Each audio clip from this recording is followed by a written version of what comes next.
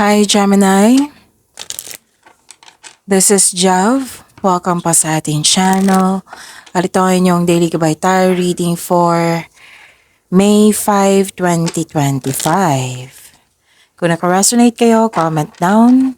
Kung hindi kayo naka-resonate, ibigay niyo po sa iba kasi general reading po ito. This is for you, Gemini.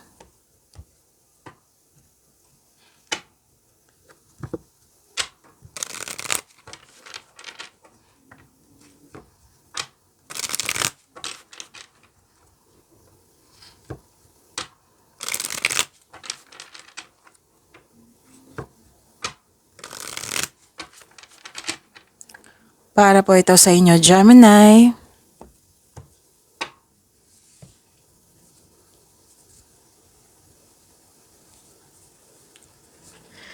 Maraming salamat po sa inyong patuloy na suporta at maraming salamat din po sa mga hindi nag-skip ng ads.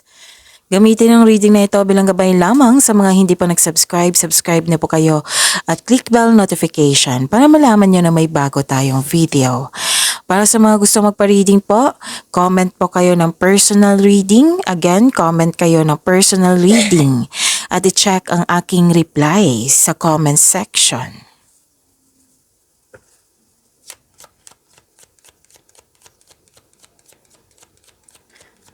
Spirits Guide, mga ganap pa para kay Gemini.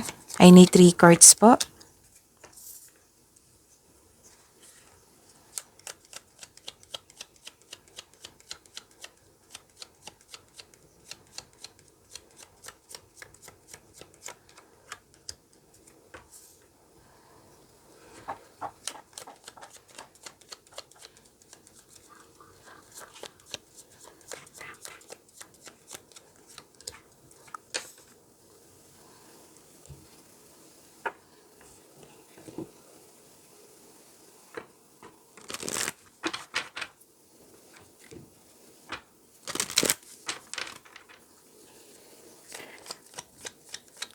Spirits Guide, Angels, Archangels, Guardian Angels, message po para kay Gemini. I need 2 cards po.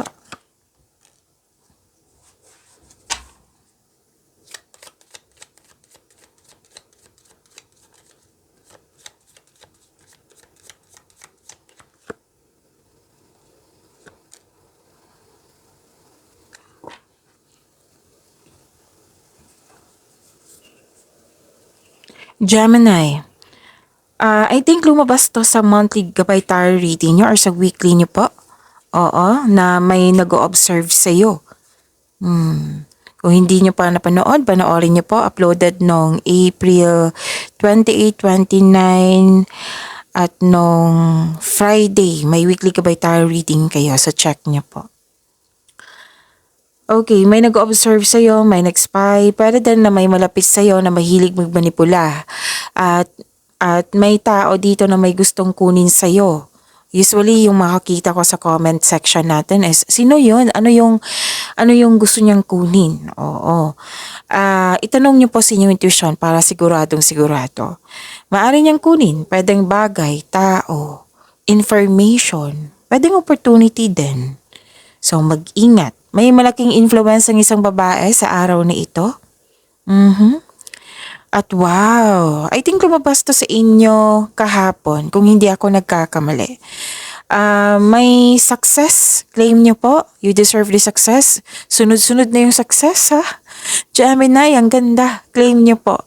So, success and pwedeng nakatanggap kayo ng compliment. Maraming humahanga sa'yo. Maraming humahanga sa iyong talino at galing.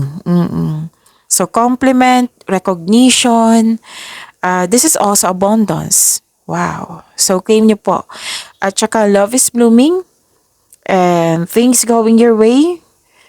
And, wow, this is your lucky day kasi may good luck dito and good karma. Oo, you deserve this happiness, Gemini, ha? Ang ganda ng cards niyo po.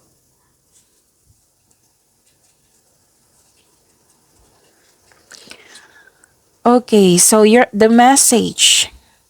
Your challenges are lessons. You are loved and welcome on earth.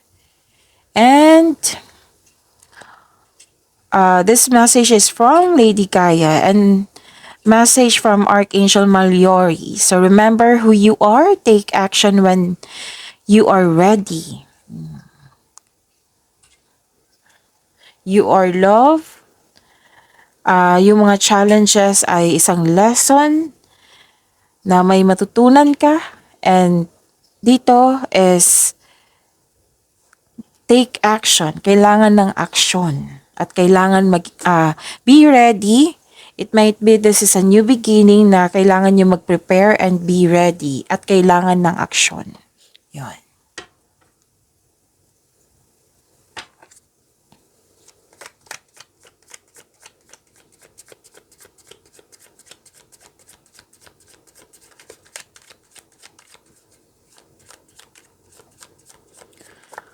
Spirits guide, energy pa ni Gemini.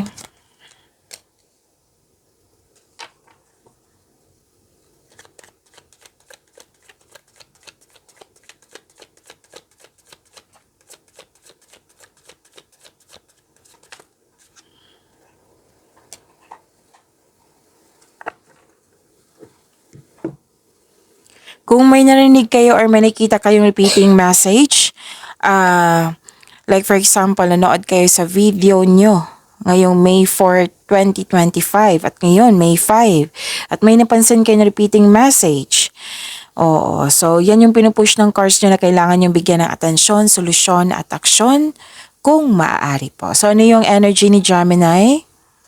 By the way, Gemini, sa mga nag-aabang po dito ng love reading niyo po sa Love Job channel natin, ipopost ko po mamaya after ni Capricorn. Diba? 12 zodiac signs ito every day.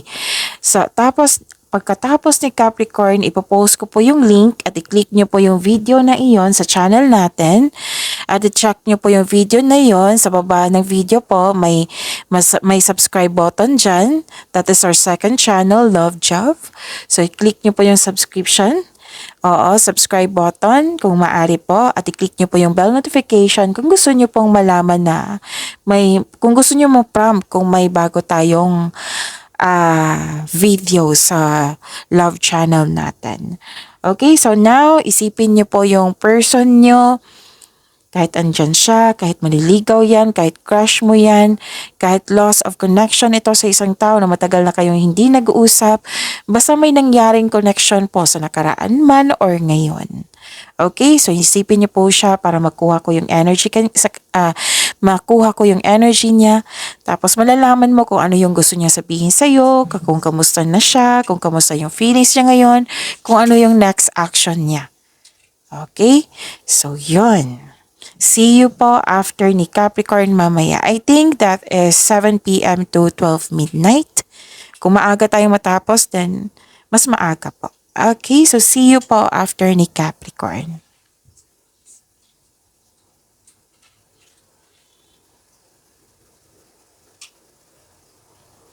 Okay, so this is releasing and letting go of grudges. Gemini, may gustong bumalik sa inyo. May gustong bumalik sa inyo. Actually, parang 2 weeks na ito eh. 2 weeks. 2 weeks na nakikita ko to sa inyong cards na may gustong bumalik sa inyo. Pero mag-ingat kayo ha sa gustong bumalik sa inyo. Kasi may nakita ko dito may gustong kunin sa inyo, which is lumabas dito sa inyo oracle cards, yung warning na sinabi ko kanina at dito rin sa tarot cards nyo. So, that is a repeating message. Pay attention kung maaari po.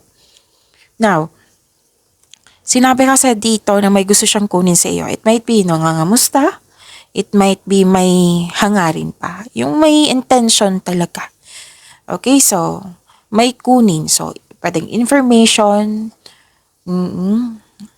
So, I'm not comfortable sa kanyang kamustahan. Oo, ikakamusta ka niya pero I'm not comfortable. So, check nyo lang sa next reading nyo. Baka lalabas na yung mga totoong intention niya. Basta may kunin siya. May taong ayaw mag-give up dito. It might be this is you. It might be this person na parating sa inyo. So, prepare yourself. And And kung gusto nyo malaman kung sino po ito, then you can ask your intuition po. Tapos, this card tells you to release old grudges in order to move on. It might be naalala yo, it might be nag-connect na siya sa iyo, or it might be naalala niyo siya ngayon, tapos may mga grudges pa na nangyari kasi nga nasaktan ka niya before. Oo, so sabi ng card dito, it's time to release this kind of emotion. Kasi dala-dala, parang nakatago siya, dala-dala mo. It's time to release it. Oo, do it for your inner peace. Letting go of grudges. So this card tells you to release old grudges in order to move on. Actually, may pagpatawad na mangyayari dito. It might be patawarin mo siya. Pero most likely, yung nakikita ko dito, Gemini, is ah hindi siya kausapin, kundi bigyan mo siya ng forgiveness through your mind and heart. You can set yourself free by forgiving someone in your own mind and heart para ito sa peace of mind mo. Kaya, this card advise you to accept and forgive yourself. Forgive this person and forgive this situation. You can forgive this person through your mind and heart na hindi na kailangan kausapin. Kasi kung if you're not comfortable na kausap na sa isang tao, wag na. Kasi wag niyo pahirapan yung sarili niyo. Basta ang importante to protect your inner peace. Gagawin mo itong forgiveness ito para sa iyong inner peace.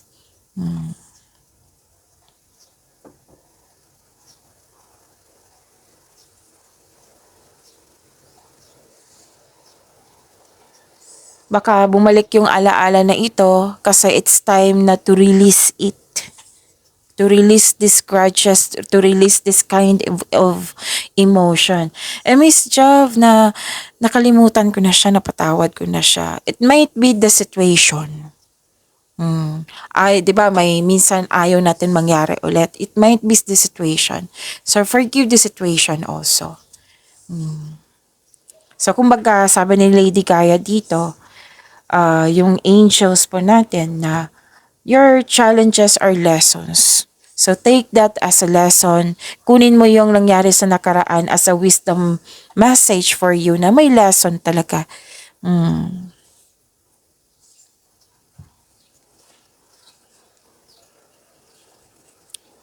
Okay. Nagkaroon ng pagkakaisa, nagkaroon ng moderation. So, as I've said before, na nagkaroon ng divine timing. May dahilan ang lahat. Okay, na naalala nyo or yung literal talaga na babalik siya sa'yo.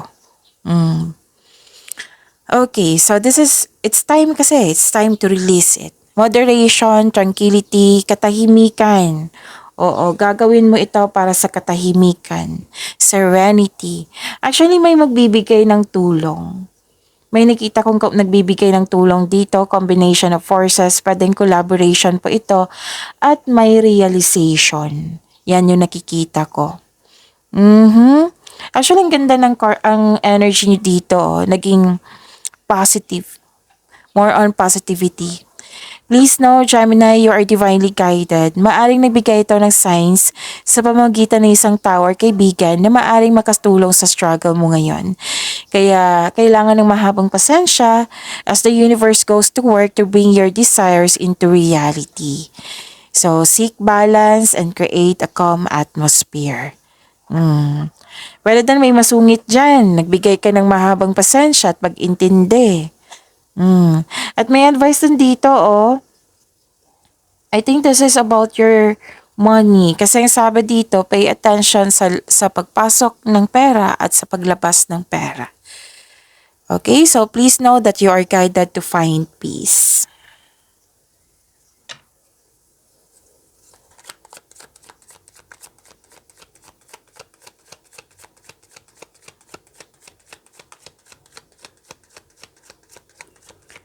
Spirit guide, career and money ni Gemini.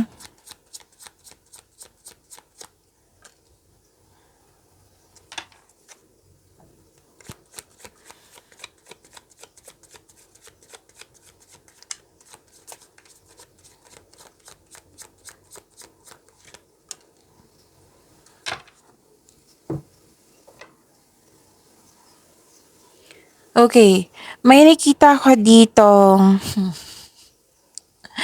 Gemini. Nagulat ako sa cards mo. Um, Dalawang card kasi mismo nagsabi dito na may gusto makipagkita sa iyo. Actually, aggressive yung energy niya. It might be nagkaroon kayo ng problema nito sa trabaho or regarding sa career. It might be nagkaroon kayo ng loss of connection ng dahil sa busy sa trabaho or sa regarding sa money. Basta regarding to sa career and money. Okay? So, may gusto makipagkita sa inyo ngayon. May kasalanan to sa iyo. Oo, before. At gusto niyang humingi ng tawad. Kakasabi ko lang sa inyo na abangan natin kung ano yung next action niya. Gusto niyang humingi ng sorry sa iyo, Gemini. Basta regarding to sa concern sa career ba or sa money. Okay? And some of you, nakikita ko dito na nagkaroon po ng hindi kontento sa kinikita or hindi kontento sa status mo ngayon sa inyong career and money. And please know, sabi po ng card dito, there is something better for you, Gemini. Kaya itong disappointment na ito is temporary lamang.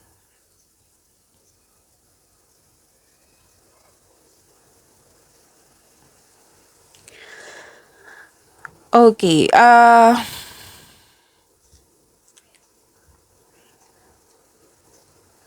may away kasi ako nakikita dito. Pwedeng yung gustong bumalik sa inyo at humingi na sorry. It might be this is a different person. So may away ako nakikita dito. Mag-ingat po. Or may sitwasyon dyan na hindi kaya pero laban pa rin. Or pwede din nagkaroon ng delay or blockages. Prepare yourself kasi may nakita ko ditong mga tao po na natuto sa inyong desisyon, ideas, or plano. So, prepare yourself. Kasi nang dahil sa ganito, yung bumalik sa iyo, or may away, or yung delay, or you felt blockages, or may sitwasyon na hindi kaya pero laban pa rin. Yan yung mga dahilan na you felt defeated. Kaya, ang advice ng card dito, if you are comfortable, kausapin yung genuine na tao na handang makinig sa iyo. If you're not comfortable na may kausap ka, pwede din na mas big help to yung journal. Kasi masusuri mo yung yung punot dulo, kung bakit ka nagganyan. Kung malalaman mo kasi yung punot dulo ng isang problema, mabibigyan mo yan ng solusyon. So make a journal para it will lead you na maging mahinahon ka at masuri ang sitwasyon.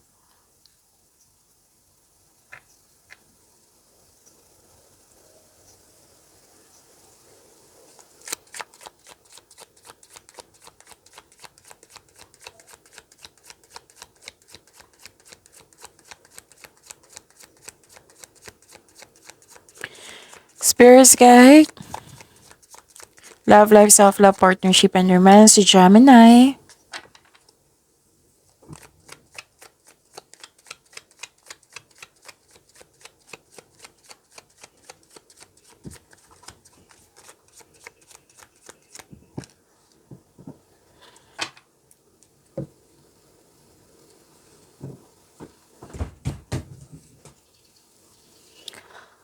Wow.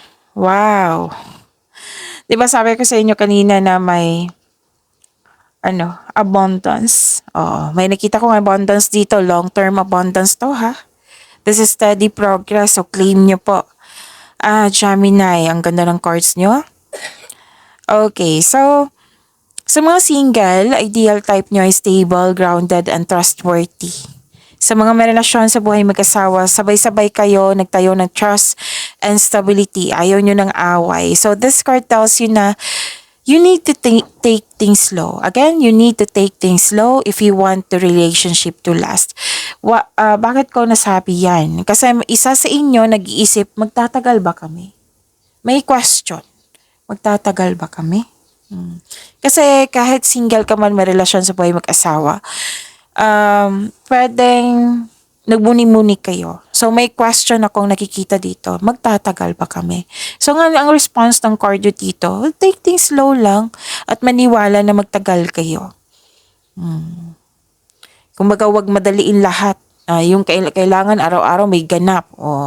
Yung relax lang, maging kalma at maging balanse po.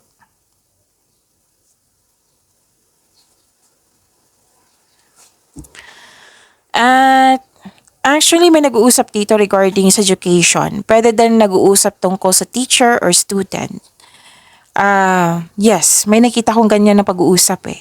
And okay. Sa mga single pa, maaring na may attraction dito regarding sa teacher or student or magaan ang loob mo sa kanya. Sa mga may relasyon sa buhay mag-asawa, sa mga may relasyon, may pamamanhi ka na magaganap or kasal. Yes. Oo, you and your partner have a strong beliefs about romance and partnership. So, wedding bells is coming. Ang ganda. So, sa buhay mag-asawa, yun, nag-uusap kayo regarding sa education. Nag-uusap din kayo regarding sa pag-level up sa inyong relasyon. It might be, nagpaplano kayo anong tawag dito? Ng travel.